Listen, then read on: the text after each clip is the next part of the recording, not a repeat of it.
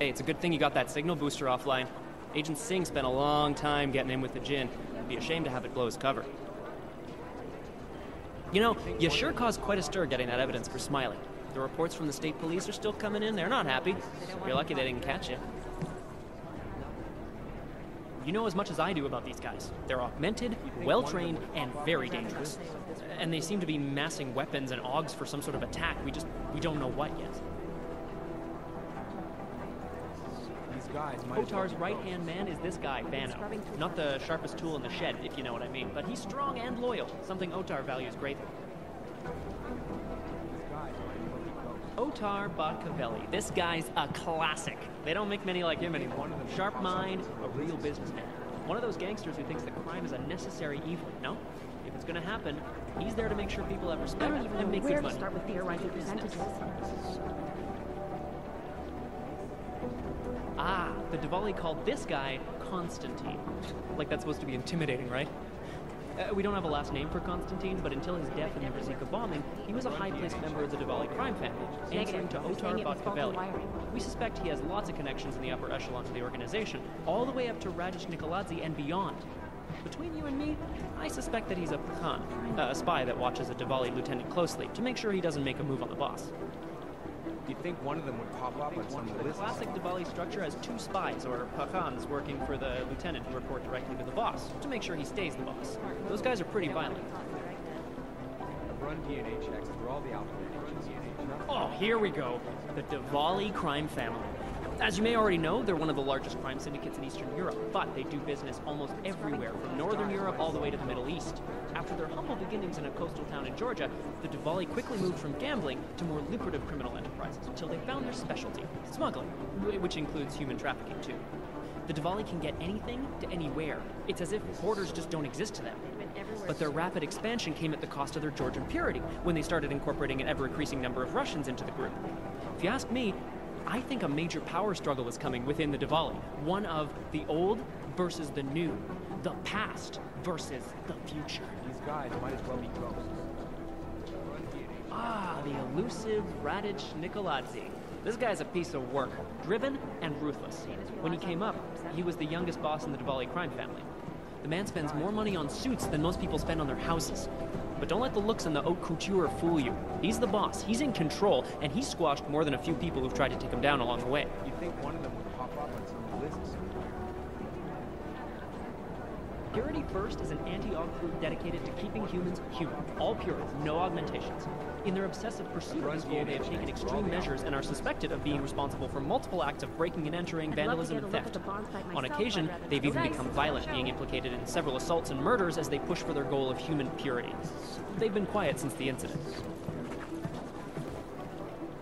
Preemptive action would be great if we knew where to start. This guy is the face of the Jinn and a charismatic force of nature. They call him the Bull of the North and the Heart of the Jinn. Real name Salar, works in conjunction with his cold and calculating brother, Wasim, who saved his life during the AUG incident. He is proudly augmented and parades his AUGs around wherever and whenever he likes. The hatred of AUGs from groups around the world has only emboldened him in his organization. I would have thought you'd had your fill of these guys since Dubai, Jensen. The Jinn, a group of smugglers led by twin brothers Salar and Wasim Alam. Their exact base of operations is unknown, but it's most likely in Muscat, Oman. The brothers Alam have been in operation since 2020 and have greatly expanded their operations since then, recruiting mercenaries, ex-military, nationalistic agitators, and other colorful criminal agitators from Afghanistan, Iran, Iraq, Saudi Arabia, and the surrounding region. They deal in drugs, weapons, medical implants, AUGs, and they occasionally throw in some human trafficking. Our arms dealer Shepard, aka John Trent, is a former Special Forces commander and ex-Bell Tower operative. And as is typical for those ex-Bell Tower employees, he's been selling off old Bell Tower tech and weapons. But we don't need to worry about him anymore. He was killed by those gold mask guys in Dubai. Ah, Wasim Alam, the head of the Jinn, former limb clinic doctor and surgeon before he turned to more profitable enterprises. He brings the same cold and calculated approach he brought to saving lives to running his business with his brother, Salar. Ah, Agent Singh, great poker player. I still owe him 100 credits. So I hope his incursion with the Jinn lasts another few months. You know, maybe he'll forget I owe him the money. You've heard of these guys. ARC, or the Augmented Rights Coalition. They're a human rights group who, on the surface at least, is trying to provide equal rights for augmented people. It was started by Dr. Talos Rucker soon after the AUG incident, when Rucker started to speak out against the anti-AUG legislation that was being passed by several local governments. If you ask me, it's not working. Things seem to be getting worse. ARC preaches non-violence, but a string of terror attacks has put them on the terror watch list. So I'll let you be the judge. Dr. Talos Rucker, former limb clinic doctor and current leader of the Augmented Rights Coalition. Rucker has chosen to leave his native Germany and to live in the Utrecht complex near Prague as a protest to draw attention to the upcoming Human Restoration Act vote. Rucker is a pacifist and believes that what is happening in Prague is what will happen all over the world if the Restoration Act becomes law. Here we go, the Church of the Machine God, and to some, the Church of the Machine, without the God. And then again, to others, the Singularity Church of the Machine God. This group has so many names and subgroups, it's hard to keep track. And believe it or not, they've been around in one form or another since the early 1970s.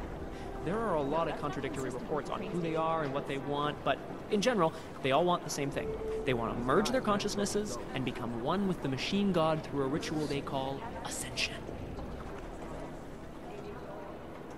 The Church of the Machine God has a leader, but all we know about her at this point is that she's a woman, and they call her Mother. That's creepy, right? I think that's really creepy. There's a rumor that the Church of the Machine God is building a machine that will help bring forth the singularity. Sure, I guess that's a possibility. I'm just not sure what they would plug that machine into. I just wish someone would nut up and take the blame. Samizdat is an underground news outlet that likes to think of itself as the real news. They are anti-establishment and anti-almost everything else, including business addresses, so we like to keep our eyes and ears open for any mention of them. Most likely eyewitnesses were SMEC. The New Sons of Freedom, or NSF, is a small group of militant constitutionalists and secessionists operating in the continental United States, particularly in the Pacific Northwest. The group was formed as a reaction to the American government's increasingly authoritarian regime. NSF is committed to fighting the influence and control of a group of unknown people they believe to be the Illuminati with strategic guerrilla warfare strikes. They are suspected of having ties with Janus and the Juggernaut Collective. What to say about the Juggernaut Collective that isn't speculation. A bunch of their members were running operations out of Montreal in 27, resurfacing for a while in 28. You heard of the Rifleman Bank Station? Bell Tower? Anyway, the Collective is a group of hacker activists, or hacktivists. God, I hate that word.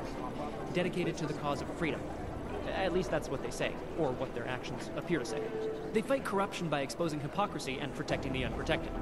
No one knows the real power structure inside of the Collective, but there is one name that echoes over the darknet. And that name that echoes even louder than Hex, and you can talk to Peter Chang if you don't believe me, that name is Janus. And some say Janus runs everything, while others think there is no Janus. Janus. I mean, what can you say about him? Or her. Nobody really knows who or what Janus is. But what many believe is that Janus is running the most dangerous hacking group in the world, attacking corrupt politicians and businesses on a global scale. The corporate world is terrified of Janus.